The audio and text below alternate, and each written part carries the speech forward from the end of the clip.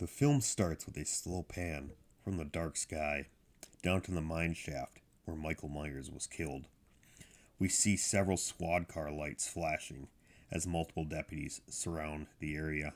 The camera starts moving throughout the dark sky and travels throughout the city. Several key places from Halloween 4 are seen, such as the schoolhouse and Sheriff Meeker's home. The music is similar to the opening of Halloween 4. The camera finally descends onto the outside of the Carruthers residence as the words Halloween Night 1988 are displayed. Screams can be heard inside the home, and scenes from the end of Halloween 4 can be glimpsed at through the home's windows. These are all done in one long shot. The long shot starts with the police car arriving to bring Jamie Lloyd back home, followed by Darlene Carruthers starting the bath and Jamie killing Darlene.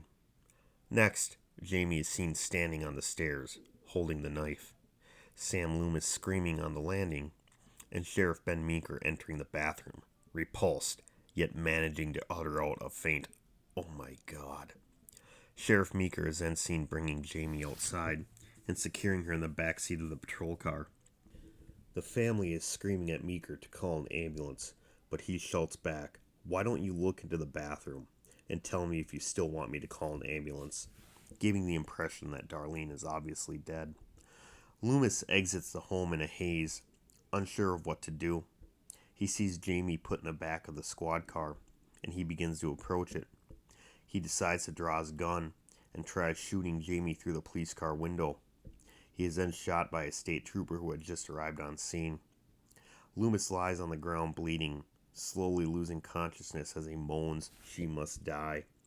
His eyes lock onto Jamie's emotionless, cold stare as she sits in the back seat. The camera lingers a few more seconds on Jamie as Loomis wails in the background. Hard transition to the title screen, Halloween Forever by Bob Felix. This film should be filmed just like Halloween 4. The same camera style, the same audio, and the same feel. The technical aspects of the film can set the tone just as much as the actual story. The Michael Myers I choose for this film would be Tom Morga.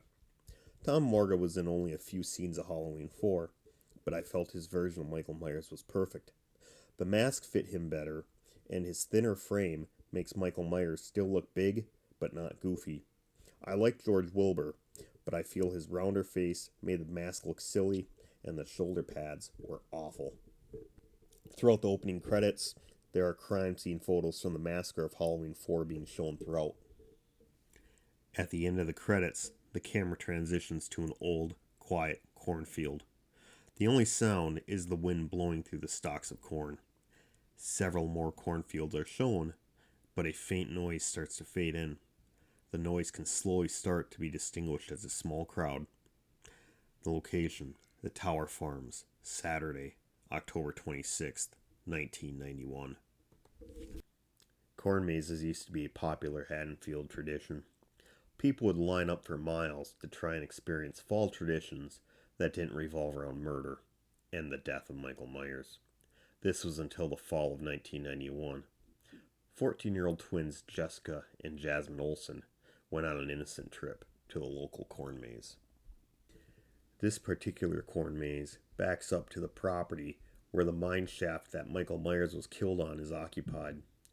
Jessica and Jasmine were walking through the corn maze, which is Michael Myers themed. They were also with three other friends, John Fishbach, Martin Flatt, and Tanya Anderson. They started talking about the legend of Michael Myers, and John told the group they should walk to the mine shaft where Myers was killed.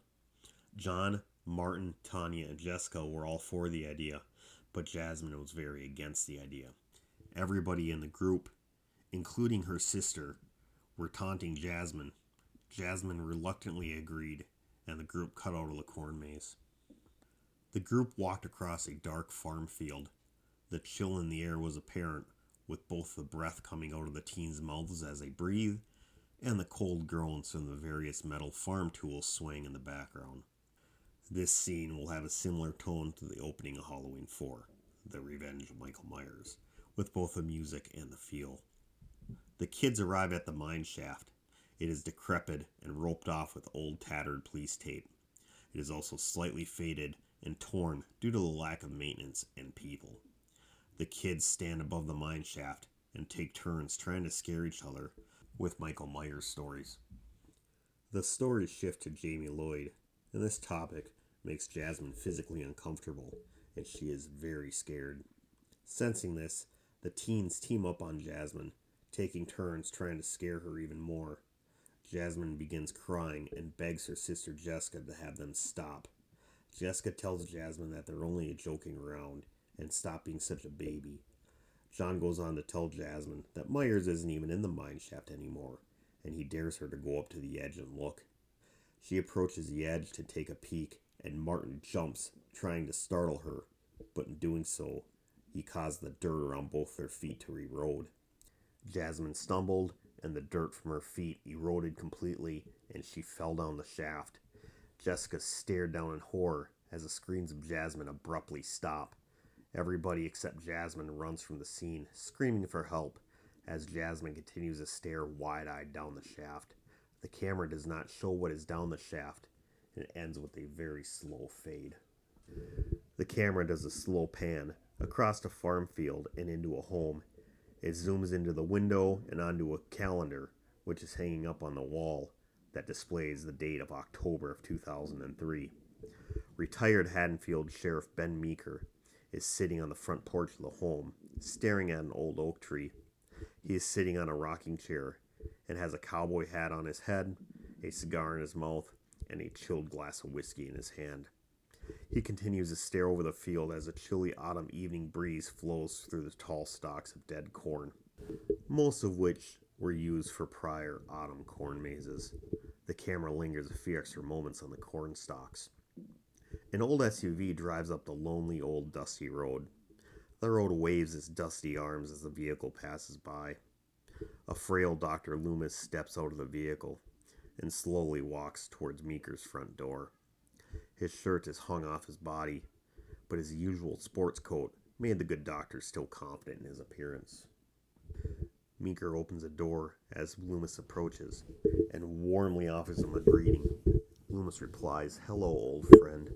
Meeker smiles and couldn't help to notice how fragile the once durable doctor was. He escorted Loomis into his living room, where they sit over a cup of hot, steamy coffee. Meeker tells Loomis that he is tired of being scared, paranoid, and alone. During the conversation, the camera flashes to the early morning of November 1st, 1988. Meeker is at the mine shaft where Michael Myers fell the previous evening after being shot by police.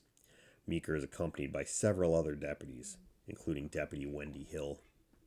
Meeker's gaze was cold and hurting. His daughter was just killed the night before by the monster, who is now at the bottom of the mine shaft he stands next to. The deputies try and get him to leave so he can deal with the loss of his daughter, but he replied, "I ain't got time to grieve." The deputies push him, and he coldly responds, "She will be dead tomorrow, but this evil here may not be.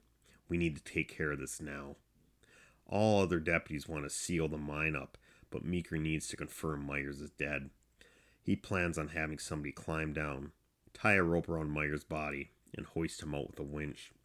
Once his body is out, his death would be confirmed by everybody present, including the medical examiner.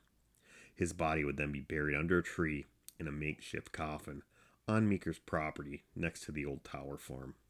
By doing things this way, Meekers will always know where Michael Myers' body is. This would also prevent any possible chance of unacceptable and or dangerous activities that might occur if the location of the burial site was revealed. The medical examiner voices his displeasure about the handling of the body, and Meeker says Meyer didn't show any sort of mercy, so why should they? The medical examiner says that this is crazy and nobody could have survived that. Hill agrees with the medical examiner and tells Meeker that no one could have survived. Meeker, now blind with rage, grabs Hill and dangles her over the mine shaft. He tells her, "Let me drop you down this fucking hole, and then you can tell me if he could have survived." He tells her that Myers is not a man, but true evil, and evil like Michael Myers never dies. Hill apologizes and agrees with Meeker. Hill, who is also an avid rock climber, agrees to climb down the mine shaft.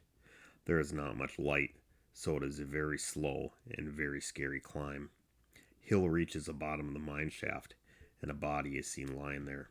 At first, only a pair of legs are visible. Hill climbs down further, and the camera angle is from the middle of the mine shaft to where Hill is located. Hill shines her flashlight into the ground.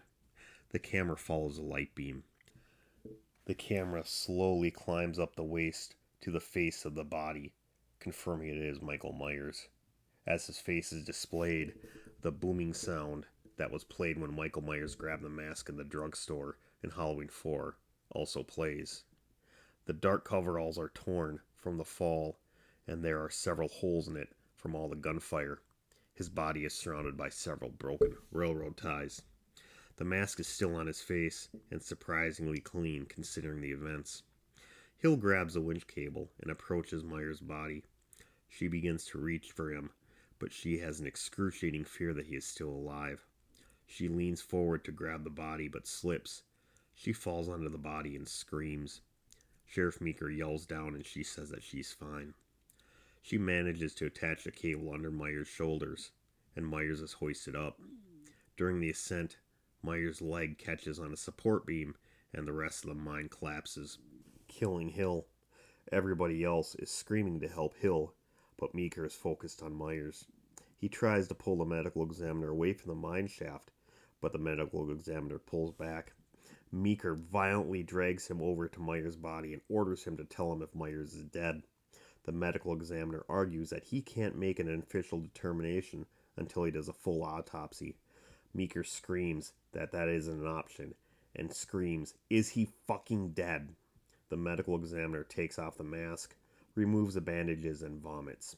He says, "Yes, he is dead." Meeker begs, "Are you sure?" And he replies, "Yes." We then flash to under the old oak tree on Meeker's property. Myers' body is in an old casket. Meeker tells the remaining deputies to leave and go tend to Hill's funeral preparations. Before he sealed the casket, he took the mask off of Myers' face and stared into the dead, blank eyes of evil. Meeker buried Michael Myers under an old oak tree on his property. Meeker kept Myers' mask to remind him of his daughter, and the mask was the last thing that she saw. The blackest eyes. The devil's eyes. The camera focuses on one of the mask's eyes, then the scene transitions back to Meeker's living room. The camera zooms back out, and now the mask can be seen on a styrofoam head on Meeker's mantle. The camera lingers a few seconds on the shot of Michael Myers' mask, as Meeker begins to talk about how his life wasn't just ruined on that night, but it has been ruined every night since. He goes on to tell Loomis that he has been trying to find answers to what had happened and what Michael Myers is, but he only comes up with more questions. Loomis chuckles and says that he would make a great psychiatrist. They then begin talking about Jamie. There are flashbacks to Loomis trying to help Jamie, and Loomis becoming more and more frantic with each failure. Jamie never provides anything that Loomis can use to help diagnose and or cure her mysterious condition. Her silence is a tribute to Halloween 5's version of the character. Loomis yells at her and tells her such things as "You are not him" and "Fight him." Jamie does not acknowledge Loomis, and she will not respond to his attempts to reach her. Frustrated, Loomis's visits become less and less frequent. Jamie is exhibiting the exact behavior as Michael Myers as a child. An overlay shot of young and old Loomis are shown, followed by an overlay shot of young Michael and young Jamie, until it fades to black, transitioning back to Meeker's living room. Loomis tells Meeker he will find a way to free Jamie from whatever evil is within her. Loomis gives the same "I'm tired" speech that Meeker had previously given, but Loomis has a little bit more of a response, as Meeker's is more of questions, almost answering and responding to Meeker's previous statements. Loomis stands up to leave and extends his hand to Meeker. "So long, old friend." They shake hands and Loomis leaves. Meeker turns back to the old oak tree and stares nervously at it, pondering its future. The camera pans across the living room, and we see the Michael Myers mask is gone. We are introduced to Haddonfield's new sheriff, Sheriff John Henry. He is in a gas station with another deputy, Deputy Mike Jones. They talk about Haddonfield Memorial Hospital, which is now the new mental health facility for Haddonfield. Smith Grove Memorial Institution has shut down. Jones talks about the moron guards, calling them stupid rent-a-cops. They both leave without paying for their coffee or donuts. The worker gives them both an awkward look, and Sheriff Henry yells at the worker. The worker asks if they were going to pay for all their items, and Sheriff Henry replies that the worker will be the one who pays if he questions them again.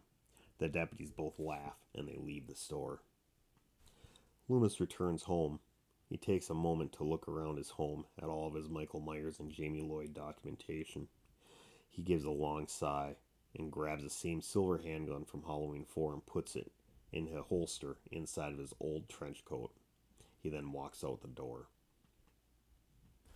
Jessica Olsen is seen at home, scrambling to get her dinner cooked for her 10-year-old son Matthew. Matthew reminds her that he has a music recital at school tomorrow at 1 p.m.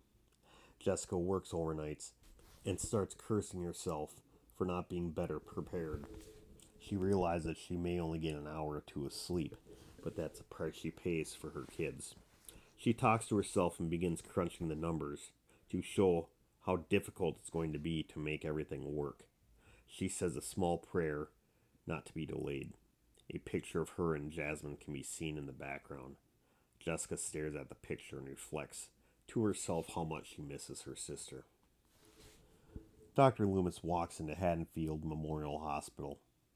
Haddonfield Memorial Hospital was understaffed, has poor equipment with no working cameras, and is not the appropriate place for a mental health facility.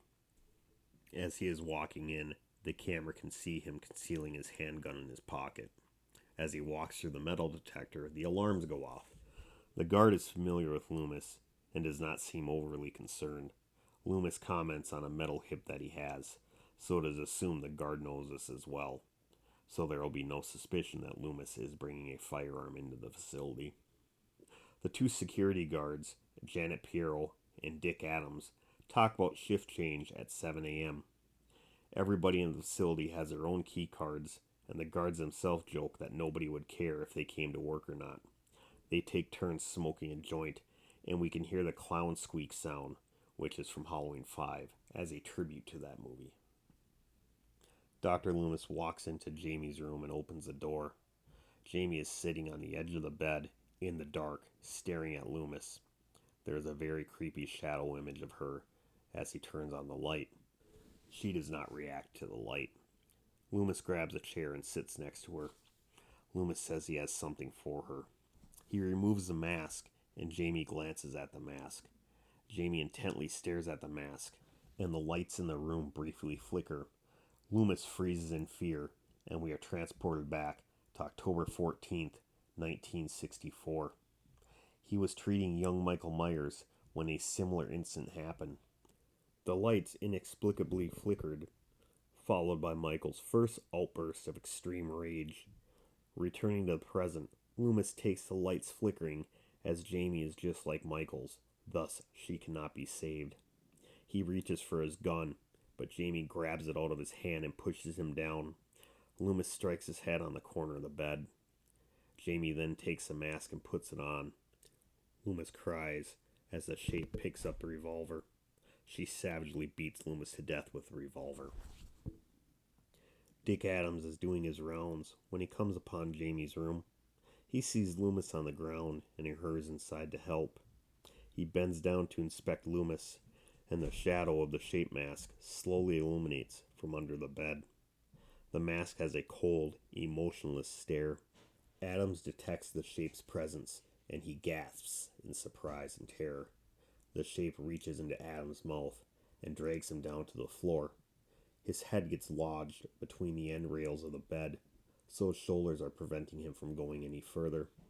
He screams in agony as the shape reaches her other hand into his mouth to grasp the other side of his jaw. The shape puts both of her feet against the bed for leverage and grunts as she viciously starts pulling.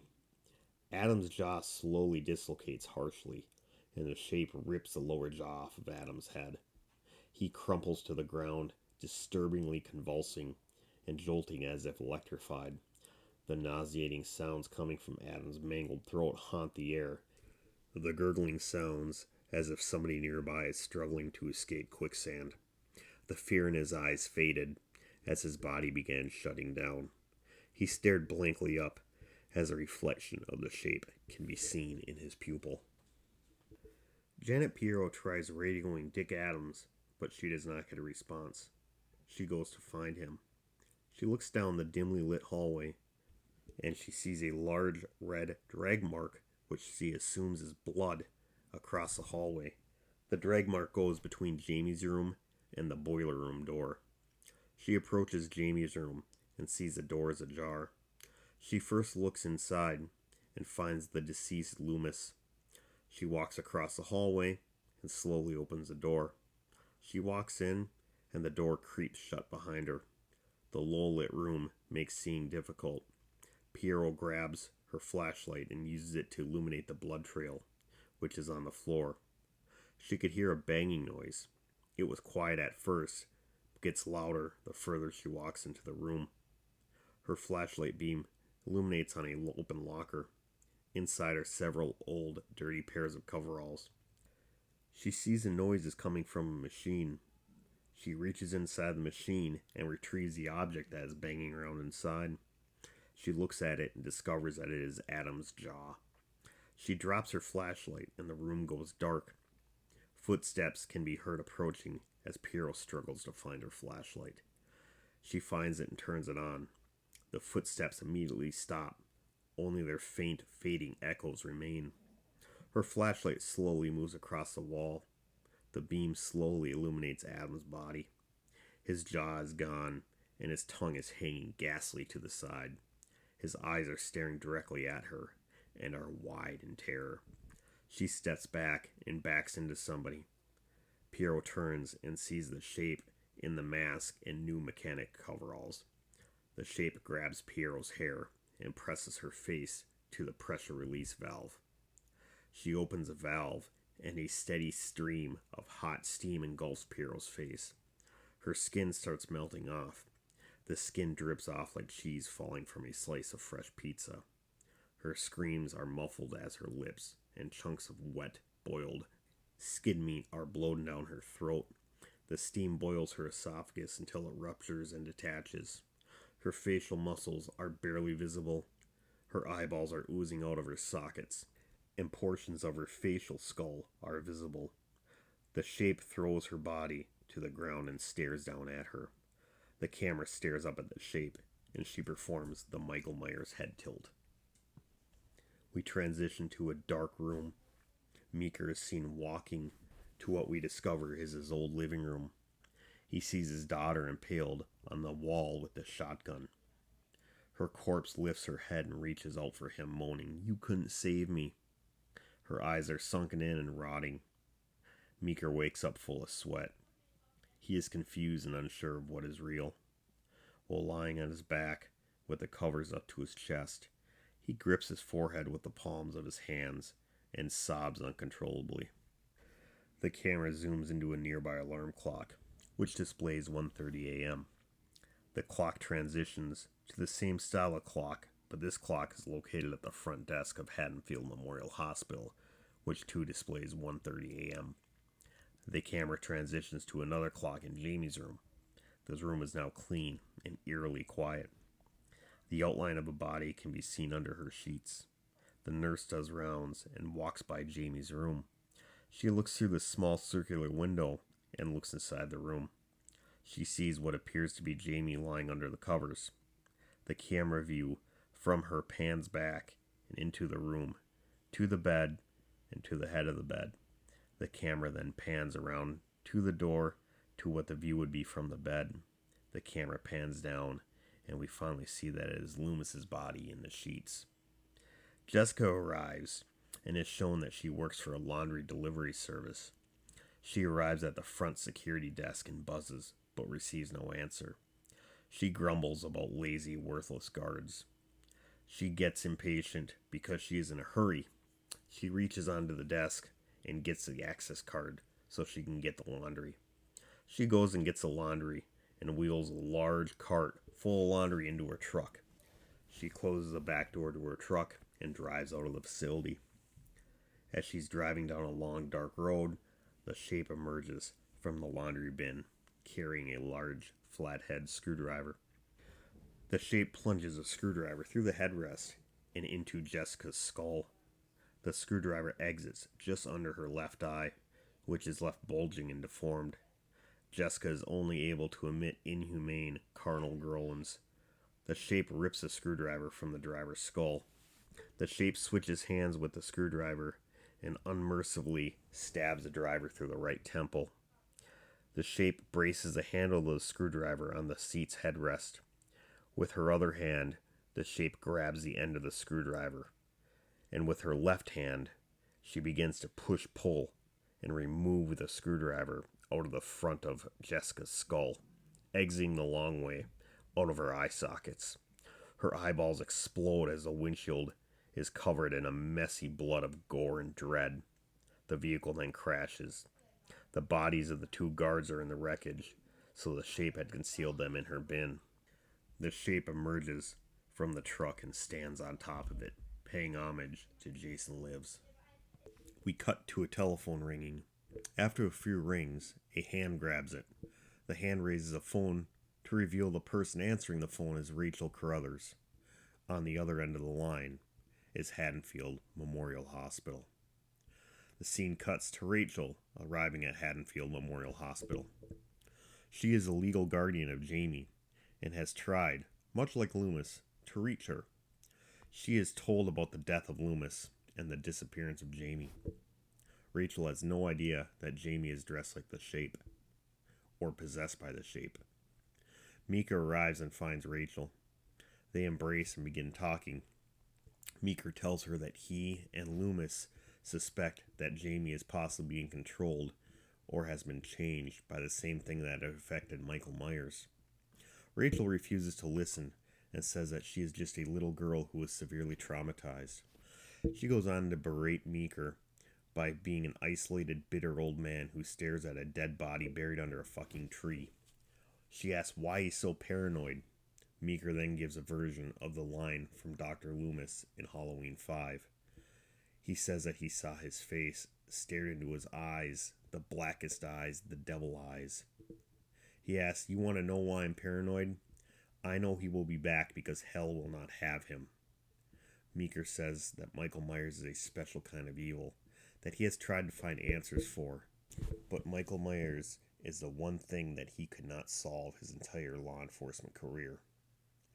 She asked him why he was so scared, and Meeker asked her why she was not. She says Michael Myers is dead, and Meeker says as long as his body is buried under that tree, that is probably the only thing that we can agree on right now. Rachel said that he is paranoid just like Loomis, and she will find Jamie herself. She said Jamie needs to be helped, not hunted, and she abruptly leaves. Meeker grabs his gun and says to himself, "You better find her before I do." He glances up and sees the mask is gone. Transition to a security guard sitting in a guard shack of a railroad yard. The security camera shows a long shot of approaching vehicles. Once the vehicle disappears from the camera, it takes a few seconds to see it again as it passes by the yard entrance. There is one long shot of a figure creepily walking towards camera, which catches the guard's attention. He watches the figure slowly approach and then walk off the bottom of the camera. The guard suspects that the figure should show itself about 10 to 15 seconds in front of the rail yard, but the figure never appears. The guard looks at the camera and does not see any evidence of the figure's whereabouts. He goes out to investigate. The guard gets scared when the shadows start playing tricks on him. The guard turns to walk back to his guard shack. As the tension seems to be dwindling, the guard passes by a large tree. The shape stabs a large hunting knife through his neck. The sharp side of the blade is facing the spine. Both ends of the knife are visible through his neck. The guard falls to his knees, gurgling and gagging as the knife slowly presses him towards death. The shape walks behind the man. She grabs the knife's handle with her left hand and cross grabs the blade portion of the knife with her right hand. She puts her right foot on the back of his neck and aggressively pulls the knife out of the back of his neck, severing his spinal cord.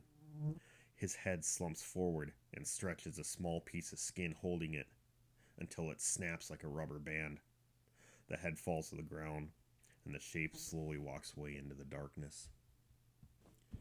We transition to Meeker going to Haddonfield PD to speak with the new sheriff. Sheriff Henry took over for Sheriff Meeker when Meeker retired. Henry dismisses Meeker and calls him crazier than Loomis. Meeker knows Henry has a daughter. Meeker reminds him that the last two sheriffs had daughters that were killed by Myers. Meeker storms out of the police department as Henry watches. We transition to Rachel walking through a playground of a school, which is the same school as Halloween 4. As she walks by creaking swings, which are swaying in the strong, frequent wind, two drunken males, Drew and Brent, stagger out from around the corner of the building. They both ask Rachel for some cash, which she ignores. Drew calls Rachel a derogatory name and walks faster towards her. Rachel begins running back towards her vehicle, and both males begin running after her. Brent, who is about 5 feet behind Drew, gets grabbed from behind by the shape. Rachel rounds a corner of the school and sees a police car parked in the parking lot. She yells for help and the cop jumps out. Drew rounds a corner and sees a police car. He turns and flees into the darkness. The deputies start making small talk, but the tone of the conversation quickly shifts to a more sinister, uncomfortable conversation. The deputies insinuate sexual favors for saving Rachel. She rejects their advances, but they become more direct and condescending. The deputy tells her, "You know, beautiful, trespassing is against the law. Maybe we could work something out." The tone gets steadily darker as the deputies take a step towards Rachel. Their police radios activate, which loudly calls their radio numbers. They jump from being startled from the radios. They frustratingly respond. The caller is Sheriff Henry, who is ordering them to go to his home. They respond that they are in the middle of something. Sheriff Henry angrily snaps, "Get your asses there now." The cops wink at Rachel and say something effective. "Maybe next time, sweetheart." The cops then leave and Rachel walks away. Drew is retracing his footsteps looking for Brent. He notices a footprint drag mark in the dirt portion of the road. He starts walking in the direction of the drag mark. He walks about 20 feet and he sees Brent's shoe lying on the ground. He picks it up and notes that it is slightly heavier than he suspected it would be. He grabs a flashlight out of his pocket and looks in the shoe. Drew sees Brent's left foot is still in the shoe. It looks like his foot was ripped off of his leg. Drew drops the shoe and looks around in panic. He looks across a dark field and he sees something faintly in the darkness. He calls for Brent, but does not receive a response. Drew walks closer towards the unknown object. As he gets closer, he sees it is a body lying on the ground. It looks like Brent's sweatshirt, so Drew runs up to the person thinking it is Brent. He turns over the body, and it is Brent. His entrails are ripped out of his stomach and stuffed in his mouth. Drew gasps and stands up to run away. The shape walks up behind him and grabs the back of his neck. She squeezes and is able to rip out a portion of his spine through the back of his neck with a loud, audible crack. The shape throws down the body with a sickening thud. The next scene is one long 5-minute shot. After killing Drew, the shape is backlit by a 24-hour laundry sign. She begins walking, and the camera slowly zooms in on the shape. The camera circles the shape as she turns to stare at the sign. She begins walking forward. The camera stays on the shape as her mask gets brighter from the sign. The camera turns and follows the building around to the side, to the front.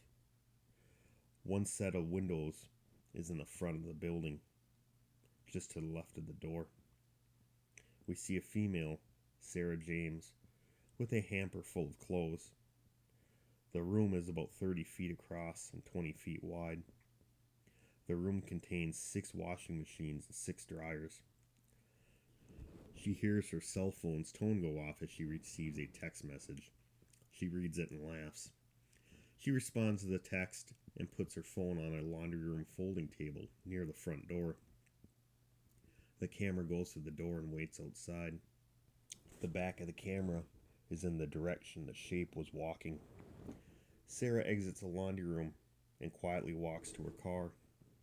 As she walks, the shape is seen staring at her from the dark wood line.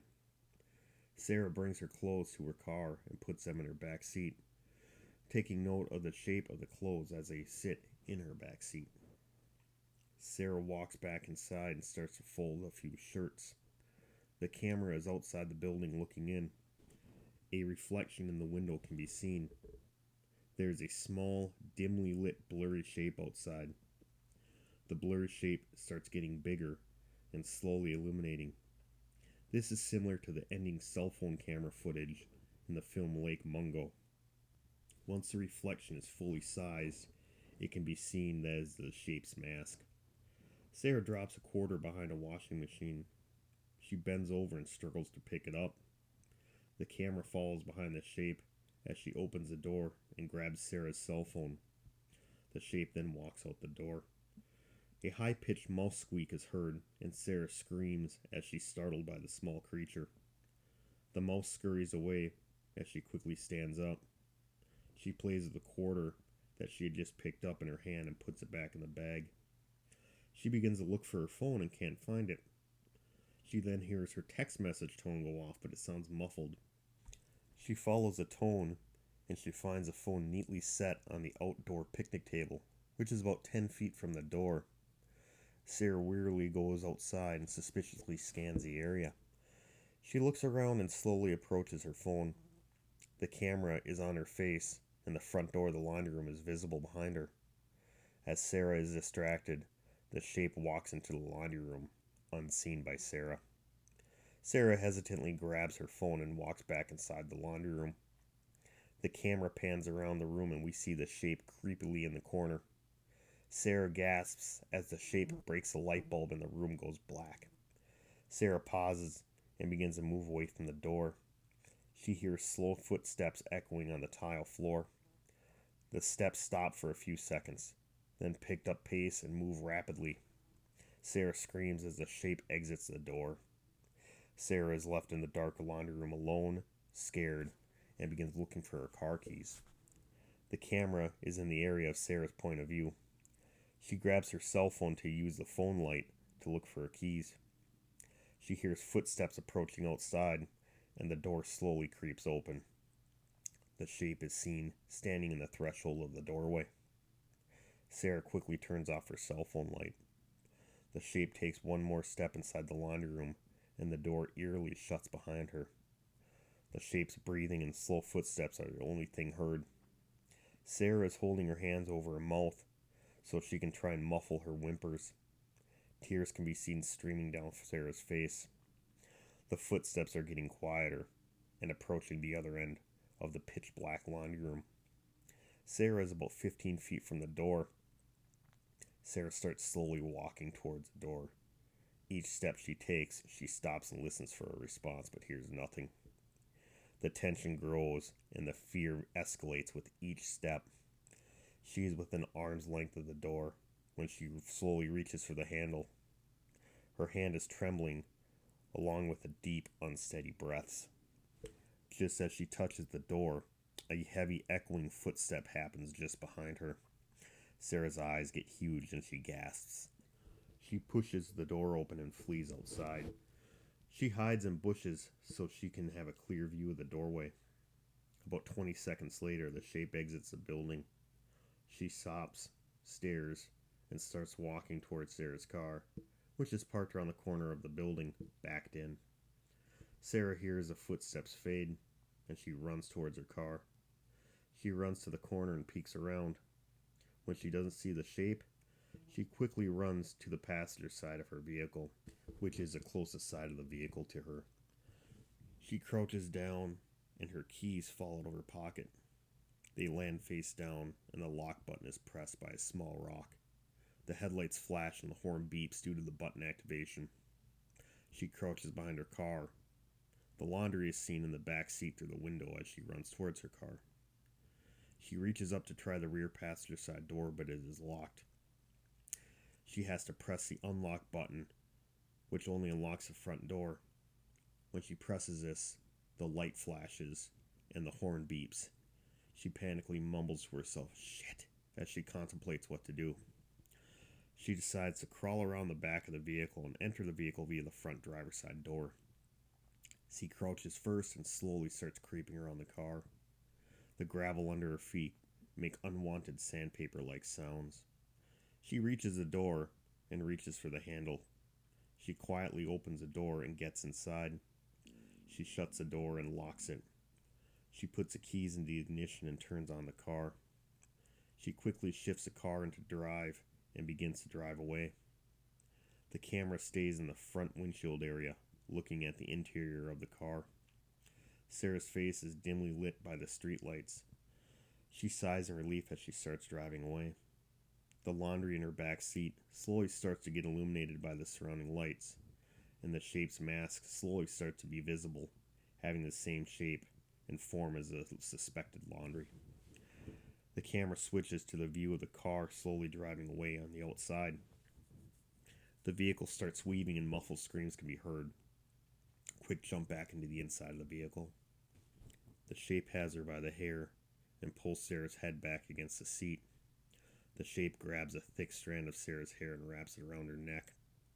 The shape starts pulling the hair tight, and Sarah tries screaming, but she cannot. The roots of her hair start ripping out and start leaking down her face.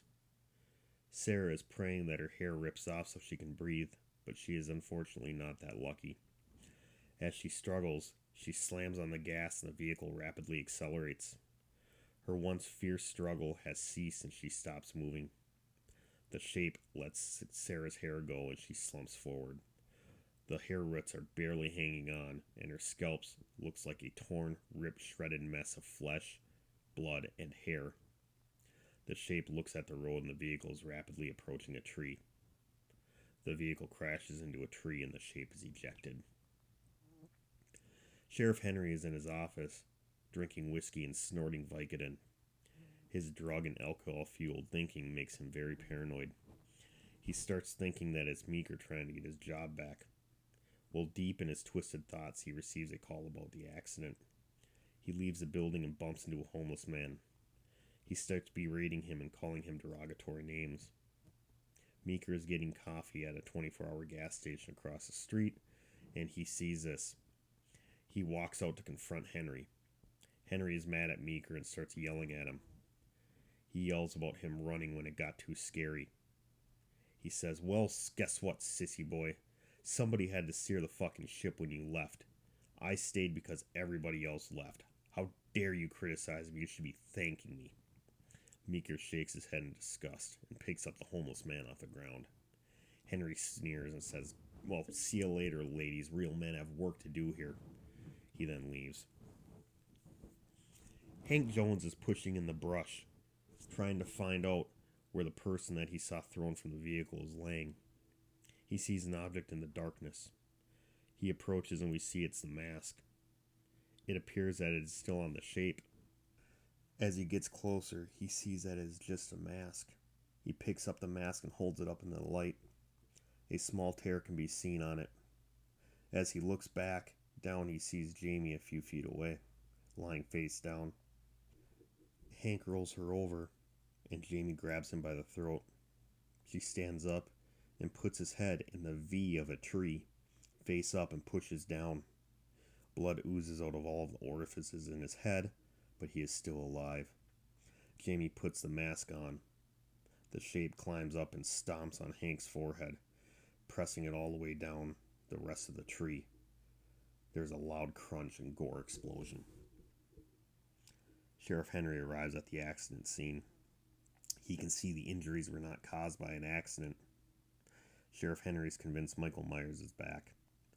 He jumps up on the radio and pulls the entire police force and puts it on his home to ensure his family's safe. The conversation between him and the other two deputies when they are speaking with Rachel can be heard here. Sheriff Henry refuses to dispatch any 911 services to the city because he is paranoid about his daughter getting killed. 911 starts relating various shape-related homicides. When dispatch asks for confirmation that they don't want emergency services sent, Sheriff Henry snacks. "What did I fucking say?" Dispatch says, "Sheriff, should we call the state police?" And he angrily replies, "The last time we did that, they let him fucking live. I'll make sure the motherfucker is dead."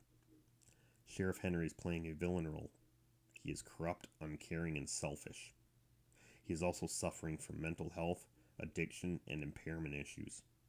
He is completely opposite of Sheriff Meeker, and Meeker despises him. Rachel walks down the same alley as Halloween 4. She thinks back to the last time she saw Michael Myers walking down the alley. The camera does an overlay shot from Halloween 4.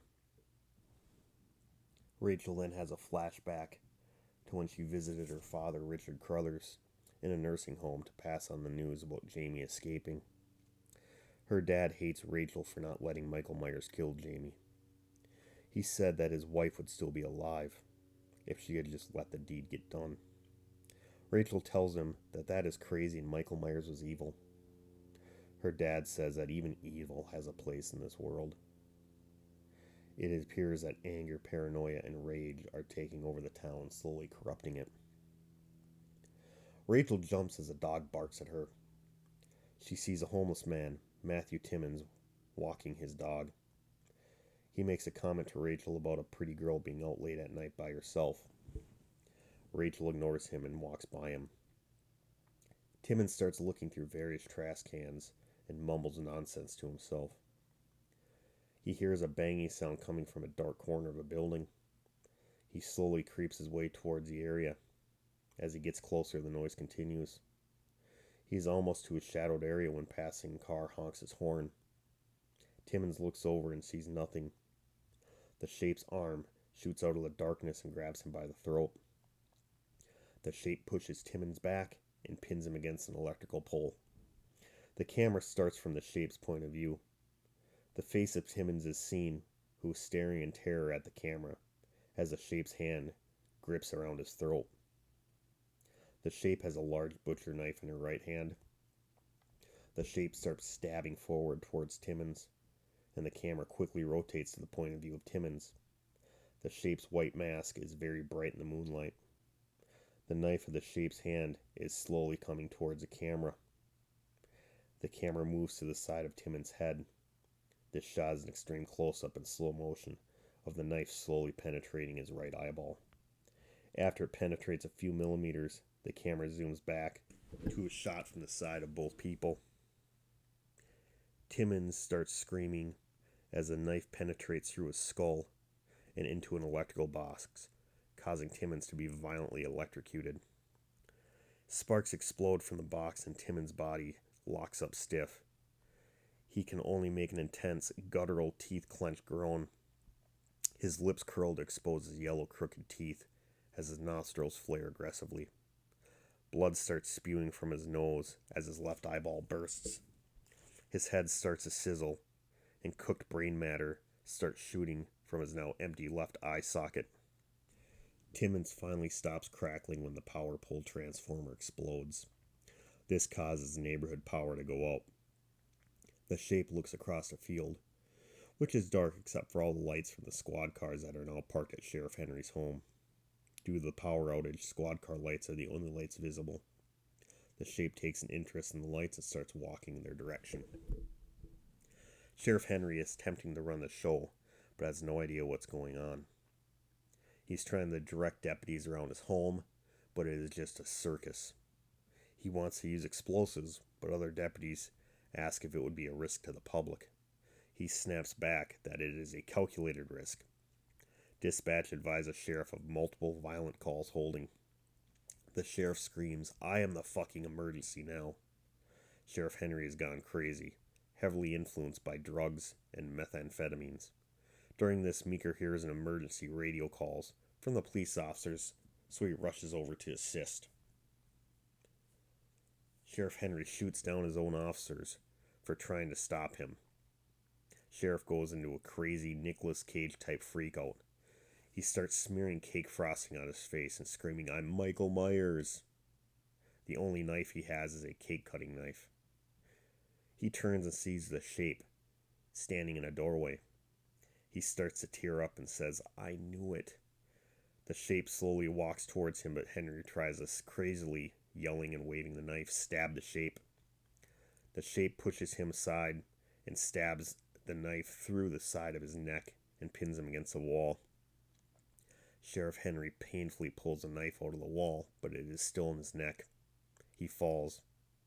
The Shape puts one knee on each shoulder and grabs a knife blade and handle. She pulls up and cuts up. The whole front of his neck is ripped open, and the knife exits just below the parts of his jaw in between the upper and lower jaw. His neck flap then slaps to the ground like a raw piece of chicken. Henry sits up and then rolls over, bleeding dramatically and gurgling. The Shape steps on his jaw meat as she walks past. He looks up, gurgling, and with his last gasp of breath, he gurgles, "I knew it." He then dies. Rachel goes to the cemetery. She visits her mother's grave while looking for Jamie. She starts talking to herself about how her mom's grave and another grave look similar. She then realizes that this other grave is Judith Myers. She becomes very sad and realizes both Judith and her mother were killed by children possessed by some sort of evil. She glances closer and sees some sort of small image on both of the gravestones. She remembered seeing this small image at Sheriff Meeker's home on a small piece of paper scribbled on the wall. She then thinks that Jamie might be headed to Michael Myers' grave. She suspects that this might be the mystery that Meeker was talking about, and she leaves to go check the grave of Michael Myers. Sheriff Meeker arrives and investigates Sheriff Henry's home. There is no sign of the Shape anywhere, or Jamie. In the basement of the home, a large Michael Myers display is present. Sheriff Henry was actually obsessed with Michael Myers and was horrified he would return and kill his family. Sheriff Henry had become extremely paranoid and drug addicted. There is an envelope addressed to Sheriff Meeker. Meeker opens it, and it is a letter read over in the voice of Henry. We get a flashback to 1988. Sheriff Henry was a deputy who was out on scene and shot Michael Myers, and he suffered severe post-traumatic stress disorder from this. He slowly turned to drugs to cope, and this unhealthy lifestyle slowly deteriorated him. Meeker races towards his home to see if Jamie is at Myers' grave. Jamie eventually ends up at the old tree where Michael Myers was buried. She begins digging up the grave very savagely. She opens the top of the casket, and the rotting corpse of Michael Myers is seen. Jamie slowly kneels over the corpse. She takes off the mask and puts it on the Michael Myers. After a long pause, Michael Myers' corpse reanimates. Jamie's mind is immediately transported back to the time when she had killed her stepmom and snaps out of her trance. Jamie has no idea what has happened in the last 15 years. The last thing she could remember was being kneeled next to Michael Myers after he had been shot. Jamie panics and begins screaming. Michael Myers lifts his arms up, and Jamie tries to take the mask off. His arms shoot up, grabs her forearm, and snaps it in half. Jamie screams in pain and yells, "No!" as she tries to climb out of the grave. Michael grabs her shin and snaps it. Jamie screams and cries. She crumples to the sludged maggot bottom of the casket. Myers sits up and stares at Jamie. The moonlight produces a very creepy light on the mask. Myers is not breathing and is silent. Jamie says to him, "Uncle," as reference to Halloween 5. Michael grabs her by the throat with his right hand and starts to squeeze. This is a very long and drawn-out strangling scene. Jamie rips the mask off of Myers' face, ripping a chunk off of the lower jaw. The view is from behind Michael Myers' head as he chokes Jamie and slowly brings her closer to his face. Jamie's terrified face gets worse the closer she gets to Michael Myers' face. She begins getting more frantic and tries to get him to let go, but she will not. Jamie slowly gets strangled as her cries go from extreme fear to unbearable sorrow to death. It is a very heartbreaking scene. Michael stands up, still having a grip on Jamie's neck. He braces his left hand on her right shoulder and rips her head off with the spinal cord still attached. Jamie's head and spinal cord is thrown from the grave and onto the ground. The camera focuses on Jamie's face as the blurry background shows Michael Myers emerging from the grave. He walks a few steps, and the camera follows his feet. His mask is seen lying on the ground by his feet. His hand can be seen grabbing the mask. His hand is very rotten, and pieces of bone and flesh are visible. The camera pans up his leg and slowly away. Lightning streaks the sky, and the camera stops as his whole body is seen from the back. Michael stares down at the mask in his hand as the camera slowly pans back towards the back of his head. He puts the mask on and turns towards the camera. The chunk of the mask missing exposes his rotting cheek. Gum tissue and teeth are exposed. The flesh can be seen hanging from his face. His intense breathing increases, both seen and heard, as the camera slowly zooms in on his face. Then dramatic cut and the credits. Mid-credit scene. Meeker and Rachel cross paths as they're both driving towards Meeker's home. They pull over and Rachel yells at Meeker that there has to be something he's not telling her about Myers. Meeker looks down and then slowly pulls something out of his pocket. It is an emblem for the silver shamrock mask. He tells her, "You might want to sit down for this." I want to thank everybody for listening to this project. I worked very hard on it, and I hope you enjoyed.